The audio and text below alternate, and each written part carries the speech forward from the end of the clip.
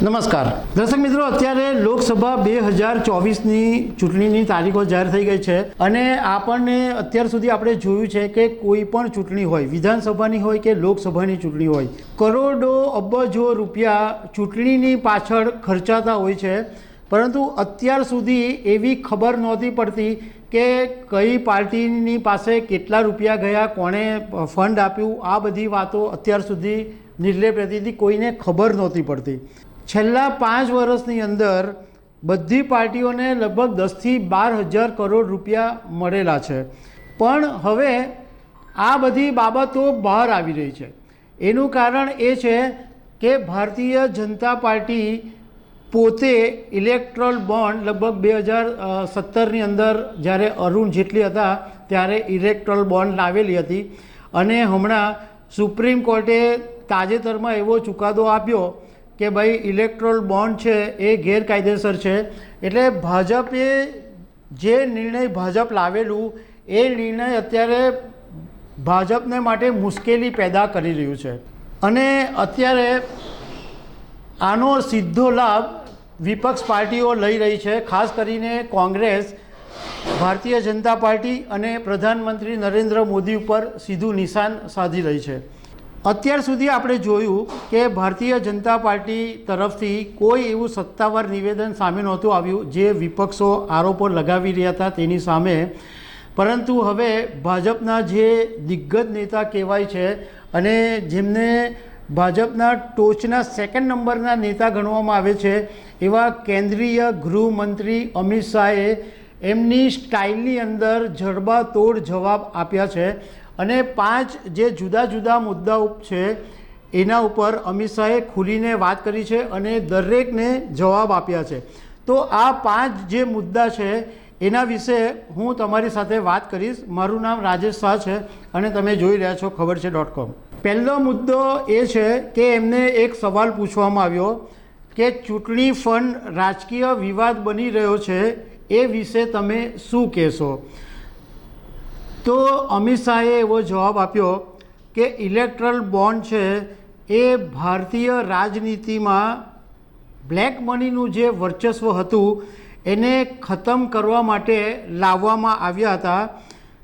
Supreme કોર્ટે જે ચુકાદો આપ્યો છે એ બધાએ માનવો જ પડે, એના વિશે હું કોઈ ટિપ્પણી કરવા માંગતો નથી, પરંતુ એની સાથે હું ચેલેન્જ ફેંકું છું કે કોઈ પણ મંચ પર કોઈની સાથે પણ ચર્ચા કરવા માટે હું તૈયાર છું।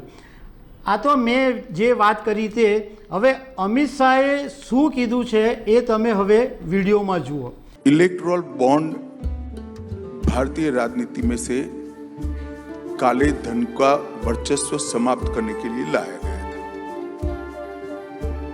सुप्रीम कोर्ट जो फैसला देती है वो सबको मानना होता है, मैं इस पर कोई टिप्पणी करना नहीं चाहता। अभी भी सुप्रीम कोर्ट में सोमवार को सुनवाई होनी, मैं सुप्रीम कोर्ट के फैसले पर कोई टिप्पणी नहीं करता।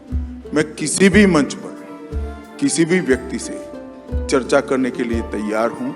इलेक्ट्रोल बॉन्ड ये भारतीय राजनीति में से काला धन समाप्त करने के लिए लाया गया। હવે બીજા મુદ્દાની વાત કરીએ કે એની અંદર અમિત શાહે એવું કીધું કે ભાઈ કોઈ મને એવું સમજાવો કે જ્યારે ઇલેક્ટ્રલ બોન્ડ આવતા પહેલાં પાર્ટીઓને દાન કેવી રીતના આવતું હતું।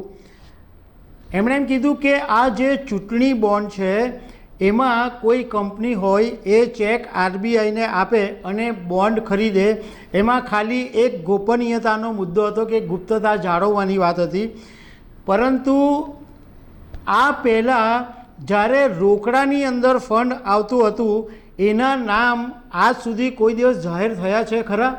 અમિત શાહે જાતે જ કીધું કે આજ સુધી જેટલી પાર્ટીઓને રોકડાની અંદર જે દાન મળ્યું છે એ ક્યારેય એના નામ જાહેર થયા નથી।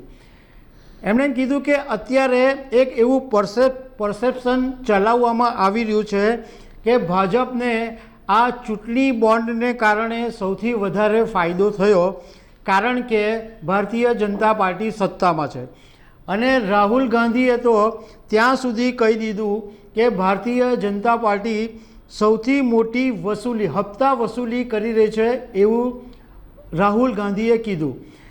અમિત શાહે હસતા હસતા એમ કીધું કે આવું રાહુલ ગાંધીને કોણ લખીને આપે છે એ ખબર નથી પડતી. હવે અમિત શાહે આ વિડીયોની અંદર શું કીધું છે એ તમે સાંભળો.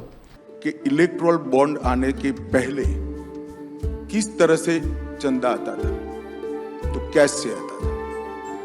बॉन्ड में किस तरह से आता है, तो अपनी कंपनी के चेक आरबीआई को देकर एक बॉन्ड परचेज करते हैं और देते हैं. इसमें गोपनीयता का सवाल आ गया. जो कैश में चंदा आता था इसका क्या हुआ, किसका नाम जाहिर हुआ है, मुझे बताइए. तो आज तक किसी का हुआ है क्या? किसी का नहीं. परंतु मैं राजनीतिक चीजों को ज्यादा डिटेल में जवाब देना चाहता हूँ. एक परसेप्शन चलाया जा रहा है कि इलेक्ट्रोल बॉन्ड से भारतीय जनता पार्टी को बड़ा फायदा हुआ है क्योंकि भारतीय जनता पार्टी पावर में ब्ला ब्ला ब्ला. और अभी राहुल गांधी ने तो स्टेटमेंट कर दिया कि दुनिया की सबसे बड़ी उगाही का अगर कोई जरिया है तो इलेक्ट्रोल बॉन्ड है. मालूम नहीं इनको कौन ये सब लिख कर देता है. ત્રીજો મુદ્દાની વાત કરીએ તો એક સવાલ અમિત શાહને એમ પૂછવામાં આવ્યો કે રાહુલ ગાંધી હપ્તા વસૂલી કહે છે ચૂંટણી બોન્ડને, તો એના વિશે તમે શું કહેશો? તો અમિત શાહે સરસ જવાબ આપ્યો કે ભાઈ રાહુલે 1600 કરોડ રૂપિયાનો હપ્તો કેમ વસૂલ્યો? જો અમને એમ કહેતા હોય કે અમે હપ્તા વસૂલીએ છીએ તો રાહુલ ગાંધીની પાર્ટીને બી 1600 કરોડ રૂપિયા મળ્યા છે, તો એ હપ્તો એમણે શું કામ વસૂલ્યો? અમને 6000 કરોડ રૂપિયા મળ્યા છે એ વાત હું જાહેરમાં જ કહું છું. તો એની સામે ઇન્ડિયા ગઠબંધન છે એને પણ ટોટલ 6000 કરોડ રૂપિયા મળ્યા છે. અમે તો એવું દાવા સાથે કહી શકીએ છીએ કે અમે એક પણ રૂપિયાની હપ્તા વસૂલી કરી નથી. જે પણ ફંડ મેળવ્યું છે એ શુદ્ધ અને પારદર્શી રીતના અમને મળ્યા છે, કારણ કે દરેક એમાઉન્ટ છે એ ચેકથી પાર્ટીના ખાતામાં જમા થયેલી છે. અમિત શાહે કીધું કે આ લોકો પોતે જ જ્યારે એમ સ્વીકારે છે કે આ જે ચૂંટણી બોન્ડ છે એ હપ્તા વસૂલી છે, તો પહેલાં એમણે જે ચૂંટણી બોન્ડ દ્વારા રકમ મેળવી છે એ હપ્તા વસૂલીનો હિસાબ આપે. હવે અમિત શાહે આ વિડીયોની અંદર જે કીધું છે એ તમે સાંભળો. 1600 करोड़ उनको भी मिला है, हमें 6000 करोड़ मिला है, तो सामने सारे इंडी अलायंस कमंडिया गठबंधन को भी 6000 करोड़ मिला है. एक पैसा कम नहीं मिला. राहुल जी ने सबसे पहले वो चंदा कहाँ से वसूला है, हफ्ता कहाँ से वसूला है, इसका हिसाब. हम तो कहते हैं इसमें एक पैसा हफ्ता नहीं है, ये शुद्ध रूप से पारदर्शी तरीके से लाया गया चंदा है. मगर वो खुद स्वीकार कर रहे हैं बॉन्ड की व्यवस्था हफ्ता वसूली है, तो उन्होंने 6000 करोड़ का हिसाब देना चाहिए. ચોથા મુદ્દાની વાત કરીએ તો ચોથા મુદ્દામાં અમિત શાહે ડિટેલની અંદર આંકડામાં વાત કરી છે. એમણે એમ કીધું કે હું પહેલાં એ વાત સ્વીકારીને હું તમને કહું છું કે ભારતીય જનતા પાર્ટીને અંદાજે 6000 કરોડ રૂપિયાના બોન્ડ મળ્યા છે, પણ ટોટલ બોન્ડ જે છે એ તો 20000 કરોડ રૂપિયાના હતા. તો પછી બાકીના 14000 કરોડ રૂપિયાના બોન્ડ ક્યાં ગયા? એમણે એમ કીધું કે હું જ તમને બતાવીશ કે આ 14000 કરોડના બોન્ડ ગયા ક્યાં. એમણે એક પાર્ટીનો આંકડો આપીને એમ કીધું કે ટીએમસીને 1600 કરોડ રૂપિયા મળ્યા, કોંગ્રેસને 1400 કરોડ રૂપિયા મળ્યા, બીઆરએસને 1200 કરોડ રૂપિયા મળ્યા, બીજેડીને 775 કરોડ રૂપિયા મળ્યા, ડીએમકેને 639 કરોડ રૂપિયા મળ્યા.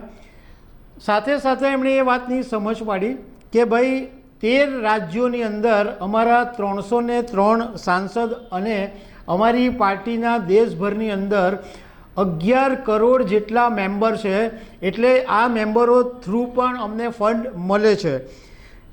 એમણે એમ કીધું કે કોંગ્રેસના અત્યારે 35 સાંસદ છે. હવે એમ માની લો કે એમના જો 300 સાંસદ હોય તો એક પાર્ટીને કેટલા રૂપિયાનું ફંડ મળે એ હું તમને બતાવું છું. એમ કે જો આ રીતના કેલ્ક્યુલેશન કરીએ કે 300 સાંસદો છે તો ટીએમસીને 20000 કરોડ રૂપિયાના બોન્ડ મળ્યા હતા, બીઆરએસને 40000 કરોડ રૂપિયાના બોન્ડ મળ્યા હતા અને કોંગ્રેસને 9,000 કરોડ રૂપિયાના બોન્ડ મળ્યા હતા. અમિત શાહે એમ કીધું કે આ હું જે વાત કરી રહ્યો છું એ પ્રો રેટા બેઝ ઉપર વાત કરી રહ્યો છું. હવે આ મુદ્દાની મેં તમારી સાથે જે વાત કરી, હવે અમિત શાહે વિડીયોમાં શું કીધું છે એ તમે હવે સાંભળો. भारतीय जनता पार्टी को अप्रोक्सीमेटली 6,000 करोड़ के बॉन्ड मिले हैं. टोटल बॉन्ड 20,000 करोड़ के. तो 14,000 करोड़ के बॉन्ड कहां गए? टीएमसी को 1,600 करोड़ के मिले, कांग्रेस को 1,400 करोड़ के मिले, बीआरएस को 1,200 करोड़ के मिले, बीजेडी को 775 करोड़ के मिले और डीएमके को 639 करोड़. अब अगर 13 राज्यों में और 303 सांसद, 11 करोड़ मेंबरशिप वाली पार्टी और देश के सभी यूनिट में पार्टी का योग मिला है, इन लोगों का इतना करें. मानो कांग्रेस में अभी 35 सांसद हैं, उनके 300 हो तो क्या हो? एक लगाते हैं तो टीएमसी को 20,000 करोड़ के बॉन्ड होते हैं, बीआरएस को 40,000 करोड़ के होते हैं और कांग्रेस पार्टी को 9,000 करोड़. मैं प्रो रेटा की बात कर रहा हूं. देश में हमारे 303 सांसद है, हमें 6,000 करोड़ के बॉन्ड मिले हैं और 242 सांसद जिन पार्टियों का है, इसको 14,000 करोड़ के बॉन्ड निकले. क्या शोर शराबा कर रहे हो भाई? मैं दावे से कहता हूं जब हिसाब खुलेगा ये लोग आपको फेस नहीं कर पाएंगे.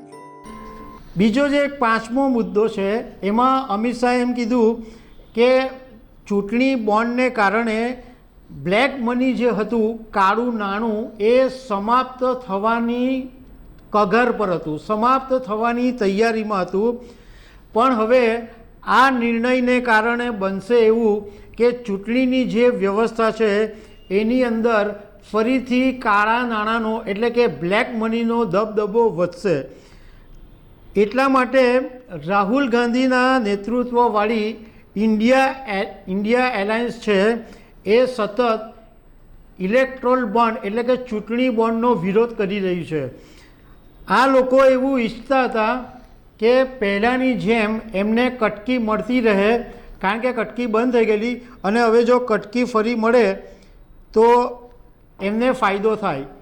એમણે એમ કીધું કે બોન્ડ આવવાને કારણે સિચ્યુએશન એવી ઊભી થઈ કે સીધી જ જે તે પાર્ટીના ખાતામાં ચેક દ્વારા પૈસા જમા થાય છે.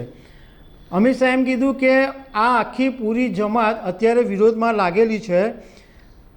એ લોકોનો આશય માત્ર એટલો જ છે કે પાર્ટીને ફંડ મળે કે નહીં મળે, ચૂંટણીમાં ખર્ચ થાય કે નહીં થાય, પરંતુ એમની જે પેઢી છે એમને મોજ મજા પડી જાય અને એમની પેઢીઓ તરી જાય એમનો એવો આશય હોય છે. પણ ઇન્ડિયા એલાયન્સ મોઢું નહીં બતાવી શકશે જ્યારે એવી ખબર પડશે કે આ ફંડ ક્યાંથી આવ્યું. હવે આજે પાંચમા મુદ્દાની જે વાત કરી એ પાંચમા મુદ્દાનો વિડીયો હવે તમે જુઓ.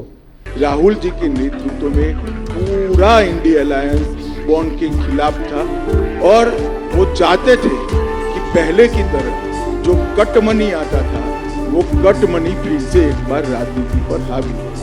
बॉन्ड आने से ये पूरा पैसा चेक के माध्यम से पार्टी के अकाउंट में जमा. ये पूरी जो जमात है राहुल जी के नेतृत्व में वो पुरानी चीजों की आदी है. उनको यही चाहिए कि पार्टी को चंदा मिले न मिले, चुनाव के लिए खर्च हो न हो, अपनी पीढ़ियां बहुत अच्छे तरीके से जी पाए. તો દર્શક મિત્રો, આવી અનેક વાતો સાથે અમે તમને મળતા રહીશું. Thank you very much.